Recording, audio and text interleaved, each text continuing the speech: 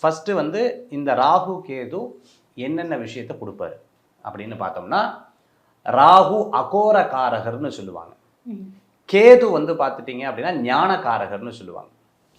2 விஷயம் லைஃப்பில் ரொம்ப முக்கியமானது பார்த்தீங்கன்னா, இன்னைக்கு குழந்தை சொன்ன பேச்சை கேட்காது நிறைய பிரச்சனைகள் இருக்கும், பார்த்துருப்பீங்க. இந்த அகோரகாரகர்னா என்னென்னா, தன் நிலையிலிருந்து மாறுபட்ட நிலைகள் ராகுக்கு நிறையா வரும். ராகு தசையெல்லாம் நடக்கும்போது நிறையா பேர்ட்டு நீங்கள் ப்ராக்டிக்கலாக பழகினீங்கன்னா புரியும். அவங்க எப்படி இருப்பாங்கன்னா, ரொம்ப கோபமாக இருப்பாங்க, ரொம்ப டென்ஷனாக இருப்பாங்க, தன்னுடைய கோபத்தில் மற்றவங்களை அடக்கணும்னு நினைப்பாங்க. அவங்ககிட்ட தப்பு இருந்தாலும் அந்த கோபத்தினால வெளிக்காமிச்சு அதை மற்றவங்களை வந்து காம் பண்ணணும்னு நினைப்பாங்க. அதே மாதிரி கமாண்டிங் ஜாஸ்தியாக இருக்கும். இவங்க வந்தாலே பயமாக இருக்கும் வீட்டில எல்லாம். ஐயோ வந்துட்டார், எதை பேச போகிறோம், டம்ளர்லாம் ஒழுங்காக எடுத்து வைப்பா அப்படிங்கிற மாதிரி ரொம்ப கமாண்டிங்காக இருப்பாங்க. இது ராகுவுடைய கேரக்டர். அதே மாதிரி கேது பார்த்தீங்கன்னா ஞானம். என்னங்க லைஃப் இது, இதெல்லாம் ஒன்றும் இல்லை. அதாவது ஒரு விதமான விஷயத்துக்கு இது ரொம்ப நல்லது. சில ஃபேமிலியில் இருக்கிறவங்களுக்கு எப்போ பார்த்தாலும் சாமி சாமி கோயில் கோயில்ன்ட்டே இருக்காங்க. இதெல்லாம் கேதுவுடைய தாக்கத்தில் இருக்கிறது தான். ஸோ ப்ளஸ் தான், நல்லது தான்.